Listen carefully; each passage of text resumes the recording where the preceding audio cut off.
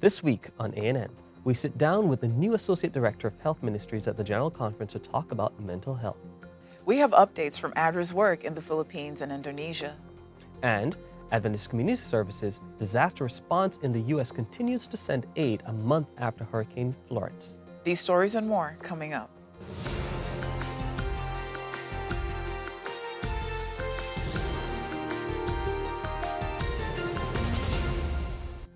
Thank you so much for joining us this week.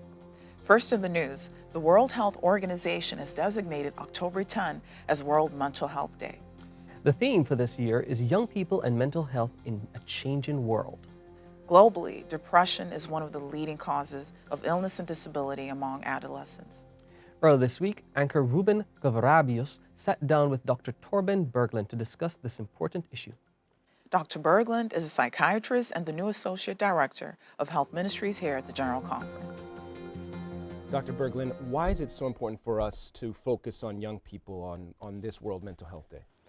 Because young people actually struggle with mental health issues. And it's a major problem among young people. And it seems like also, at least in parts of the world, that it's increasing. So when we look at sort of what young people struggle with, what they die from, in terms of suicide, for example, then mental health issues is a big problem. Among adolescents or among people from 15 to 29, suicide is the second cause or most frequent cause of death in that age group. That's a lot. Yeah. And it's so tragic whenever that happens. I remember myself when I was in that age group, one of my schoolmates committed suicide. Wow. Was struggling with mental illness, committed suicide, and I will never forget that. And it's so tragic whenever that happens. So that is sort of, in a way, the worst possible outcome of mental illness. Most people who commit suicide have mental illness in some form. But it's not just suicide that we're concerned about, it's sort of the quality of life and depression in itself, just depression, not considering all the other types of mental illness, but just depression is the third leading cause of disease burden among adolescents globally. Yeah. So this is not just a problem in the western part of the world, it's a global problem that we are having. But then the tragic thing about this is also that the big majority of young people do not get help, appropriate help. Mental illness goes undetected, isn't recognized, maybe not by the young person herself doesn't understand what it is, but also the environment, people around doesn't understand what it is. Yeah. And sometimes even when people see, when it's sort of obvious, even then sometimes appropriate help is not sought. Yeah, wow. Which then leads to the next question as to why do you feel that young people are experiencing depression and anxiety so early on in life? What is it that's causing this? Well, I think what we sometimes don't recognize is adolescence is a transition phase in life from being a child to being an adult. Yeah. And just that all transitions are challenging, are difficult, even though they may see them as something positive. It is still a challenge. It entails stress. And I think today also sort of we can wonder why is it increasing? And I think there's a lot of stress, a lot of pressure on adolescents, young adults today that they suffer from. So yeah, all kinds of stress, pressure. Yes, that's one of the reasons that I think we really need to recognize. Well, that's fantastic. I thank you so much, Dr. Berglund, for all this information. I'm so happy that we're addressing this issue. You can watch the full conversation Ruben had with Dr. Berglund on news.adventist.org or on facebook.com/AdventistNews. Response efforts continue for thousands of affected people hardest hit by a 7.5 magnitude earthquake followed by an 18-foot tsunami. The earthquake and tsunami struck the town of Palu and nearby areas in central Sulawesi in Indonesia. Shelter kits have just arrived in Palu City and distribution is scheduled for this week. ADRA has also recently received air support thanks to Airlink. Airlink has helped connect over 80 relief agencies with over 40 airlines to receive fast and efficient flight services in response to natural disasters worldwide. Airlink was able to secure airline tickets free of charge for an emergency response team from ADRA International to flights en route to Jakarta, Indonesia. Even now, days after the towering tsunami pummeled northern Indonesia, providing aid to affected areas is still a challenge as problems of looting, raids, and a limited supply of water rise. The latest death toll has soared to more than 5,000 people, according to disaster response officials. ADRA is in talks with global partners and local authorities in Indonesia to help begin distribution of clean water, food, and shelter items. To help support ADRA in its ongoing efforts in Indonesia, visit adra.org. The Adventist Development and Relief Agency in the Philippines is still working to give aid to those who were displaced by September's Typhoon Mangkhut. Typhoon Mangkhut struck the island of Luzon on September 15, causing more than 130 fatalities and displacing thousands. ADRA Norway sent this report. Good morning. My name is Zeni Cooper, based and working for ADRA Thailand at the moment, but currently deployed as Emergency Response Coordinator to ADRA Philippines response to Typhoon Ompong. We are currently in Okab, Benguet Province, trying to help alleviate the sufferings of the people here. It is a blessing to be able to come and help. I am a native of Ilocos Norte and therefore speak Ilocano, which is the language of the people that are affected. Thank you for all your help and support to the response of ADRA Philippines. Justi Agnina Apo. Hi, I'm Moises Musico, the Emergency Management Coordinator of ADRA Philippines and also the team leader for relief operations here in northern Luzon, covering the area of Cagayan Valley and also the Mountain Province area.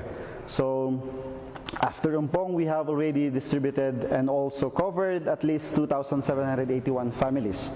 So right now, just this morning, we have finished 326 families in the area, in the municipality of Itogon, province of Benguet. That is part of the 2,300 food pack and also the 218 additional shelter kit for the area of Benguet and also Apayao. Good morning. I am Henry Tangonan, the Sabbath School and Personal Ministries Director of Mountain Provinces Mission.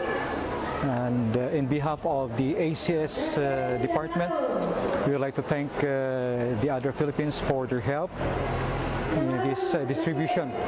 We were able to distribute at the moment here in Okab 6 different places, and also in Irisan and part in Flora Apayao, and we thank ADRA Philippines and also ADRA International for the help that they're extending. And so far, people are so happy with what they received, and so in return, we would like to say thank you very much.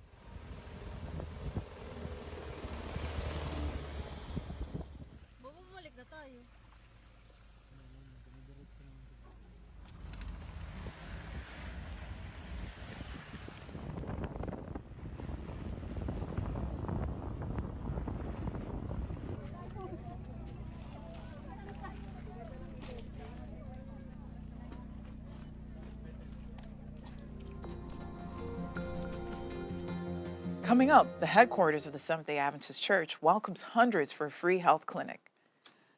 But up next, a new Adventist school in Russia opens its doors.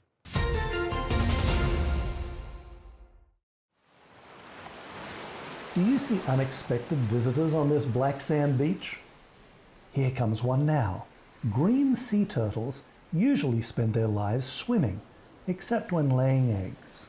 Why crawl onto this beach? Probably because there are no predators to bother them, and the black sand warms their bodies. This haven gives them comfort and rest from the constant labor of swimming to stay alive. Do you ever feel that you must constantly work? God has given us a haven in time, the Sabbath. That's why we are celebrating Creation Sabbath on October 27, a day when all creation can rest, enjoy the wonderful world God made for us, and look forward to the even better new creation He has promised.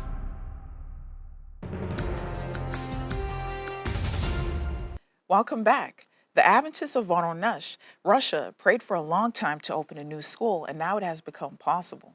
New classes were equipped in the prayer house with everything needed for the harmonious development of children. The Adventist Church in the Eurasia region has more. С волнением, трепетом, любовью сегодня мы приветствуем всех на торжественной линейке, посвященной Дню знаний и открытию нашей христианской школы. Много лет мы мечтали о нашей школе христианской. И в короткое время была проделана огромная работа. И у нас появилась возможность открыть школу, которая соответствует всем необходимым условиям для гармоничного развития личности ребенка. Наших детей и учителей ждут уютные светлые кабинеты, оснащенные современным оборудованием. Для педагогов наших, для ребят, учителя, родители, ребята, вас поздравляем с 1 сентября!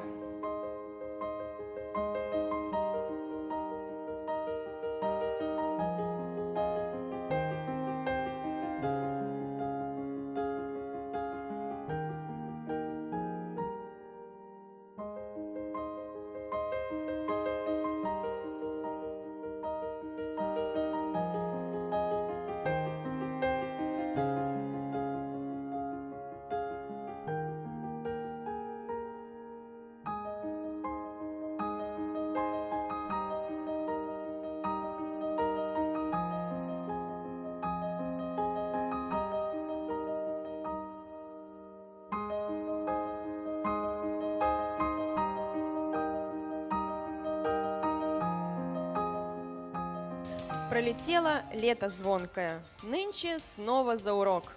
Пусть торжественно и громко первый прозвенит звонок.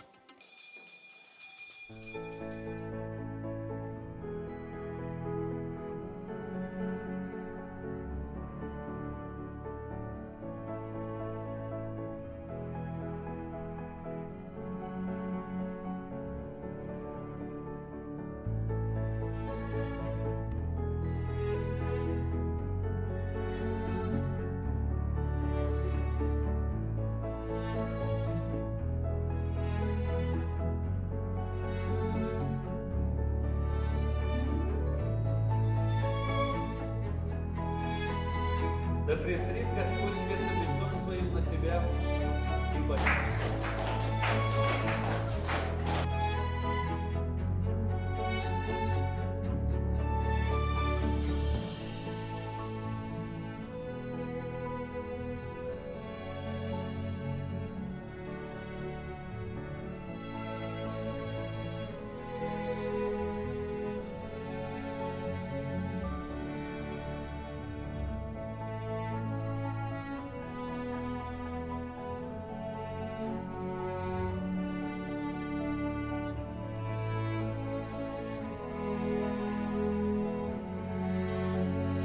Как бы однозначно, если есть христианская школа, то это самое лучшее, что может быть, потому что все истоки от Господа.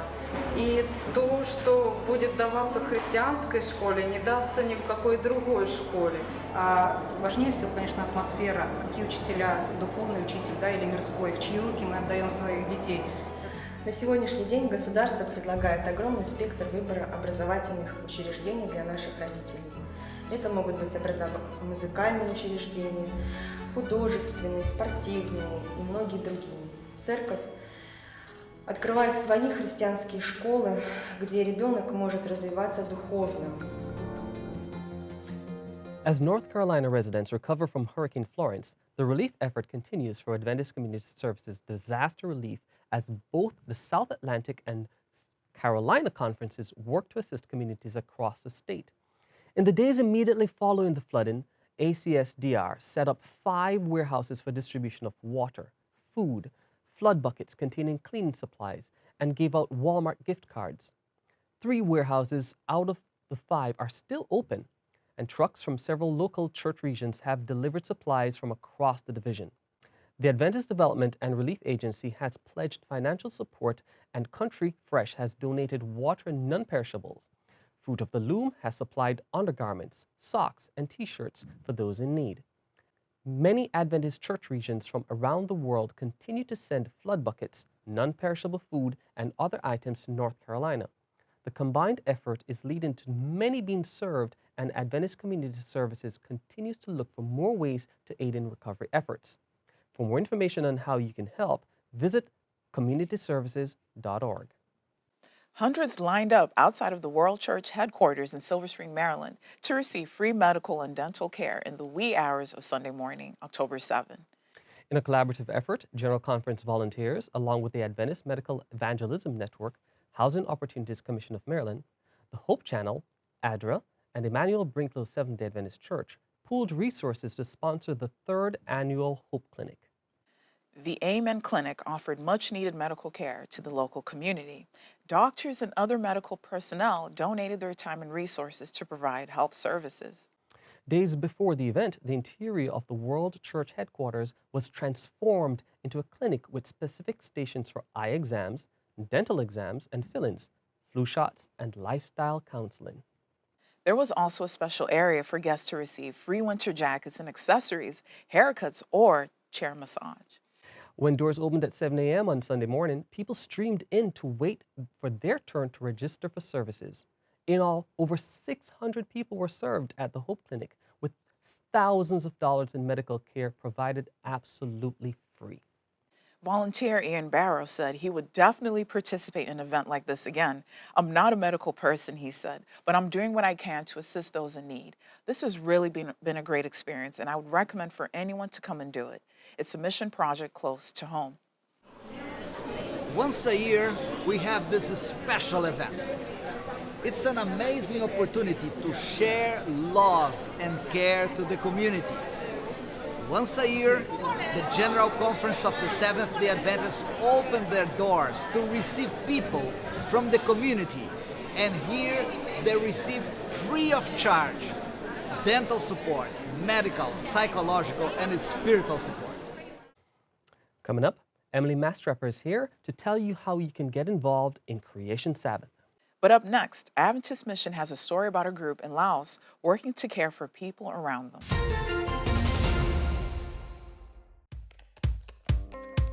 We may look, pray, read, think, worship, sing, and share differently, but we all look forward to the Sabbath. And we all look forward to the future when Jesus will come again. With this message in mind, we arrived at a core component for a new identity system: the creation grid, a simple 7-column structure for layout. The grid is a reference both to the prophetic timeline as well as to the creation week that culminated in the 7th-day Sabbath. Regardless of what or where you are designing, you can always find information to help you communicate that we are all Seventh-day Adventists.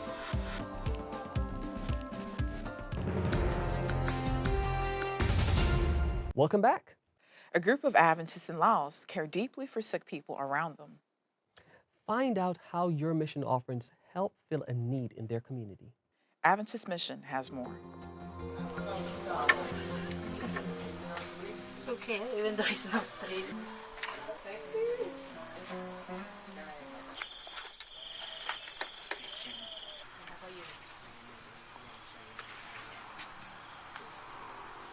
I have seen a lot of blessing in these centers.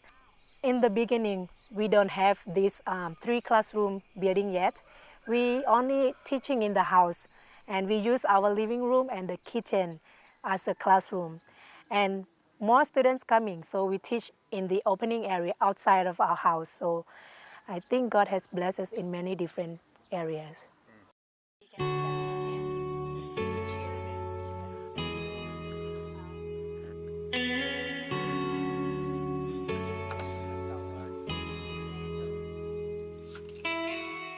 Since the humble days of teaching outside under this single light, the Adventist Language Center located in northern Laos has grown tremendously in just a few short years. When classes opened the first week, only 10 students showed up. The second week, word had spread throughout the community, and about 70 students came to learn English. They had to hold 3 consecutive classes each night to accommodate everyone. Challenges such as lack of space, harsh weather including hailstorms, and scheduling issues have made teaching difficult. Classes must be held in the evening or early in the morning. At one point, teachers even organized a class that met at 4 in the morning to ensure students would make it to their regular school on time. As interest continued to grow by word of mouth, eventually, a 3-classroom building was constructed. Dedicated teachers have formed strong connections with their students.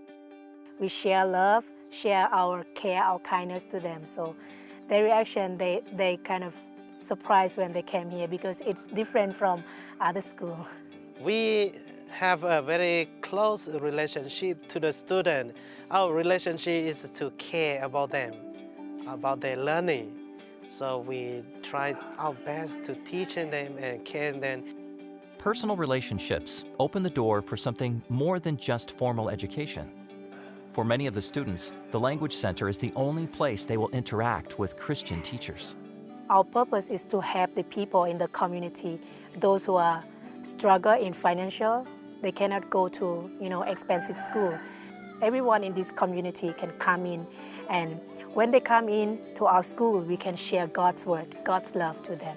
That is our goal here. We want to teach them God's love. We want them to become one of our family. To know Jesus is a happiness, and to introduce somebody to Jesus, I feel peace in my life. Teachers and students at the Language Center are praying to expand their facilities once again. More students keep coming to our school and we had no space. We need a bigger space.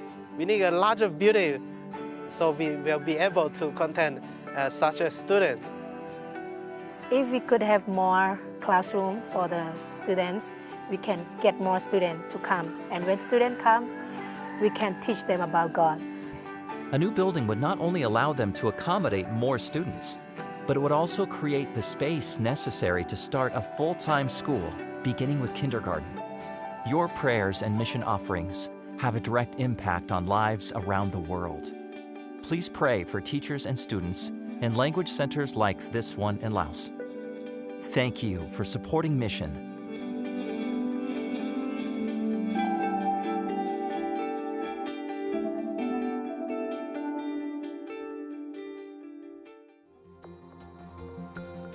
Watch this and other mission stories online by visiting adventistmission.org. Then click on videos at the top. Creation Sabbath is coming up on October 27. Emily Mastrapper is here to tell you how you and your church can get involved in spreading the news of God's marvelous creation. When was the last time your church took time to specifically recognize God's power and grace as creator and redeemer? Creation Sabbath is a day to celebrate God's creation. This special day takes place on the 4th Sabbath of every October. If you have almost finished planning or you have no idea where to start, you can find the help you need at creationsabbath.net. You can find tips, ideas, and resources to help you plan your own Creation Sabbath. Discover the long history of Creation Sabbath and why it's so valuable to celebrate God's creative power in our churches today. Learn how to promote your Creation Sabbath celebration. On the website, you can find a checklist, suggested resources, and design templates to help you make beautiful materials. They have provided multiple graphics for Instagram and Facebook, as well as short videos that you can post on your social media pages. Follow along with Creation Sabbath information by using the hashtag Creation Sabbath. You can also visit the Facebook page of the Geoscience Research Institute. They have been posting videos and graphics for Creation Sabbath. You can find their Facebook page at Geoscience Research Institute. Join in this global celebration by planning and promoting Creation Sabbath in your own church community. And finally, for today's episode, let's turn to David Trim for a look at Adventist history. This week, we hear about a very special week in the country of Bhutan. This week in Adventist history reminds us that we still have much to do if we are to reach the world. On October 10 in 1992, the first Adventist church in Albania was formally organized in Tirana, the capital city. There had been a handful of Seventh-day Adventists in Albania in the 1930s and early 40s, but they were cut off when communists took power in the country at the end of World War II. The Albanian regime was the most atheistic government in the world, far exceeding the Soviet Union and China in its persecution of Christians. With the end of the Cold War, however, new opportunities opened up. In the spring of 1992, David Curry, an Australian evangelist serving in the Trans-European Division, began a series of public meetings which resulted in the first baptisms in Albania for 50 years. One of them was Julian Castrati, who later was one of my students at Newbold College and became a pastor. David Curry's crusade had a major impact, as within 12 months there were 124 baptized members in Albania. But as the country became more westernized, evangelism became more difficult, and today the church is still small with around 450 members. They need your prayers as they witness to a highly irreligious society.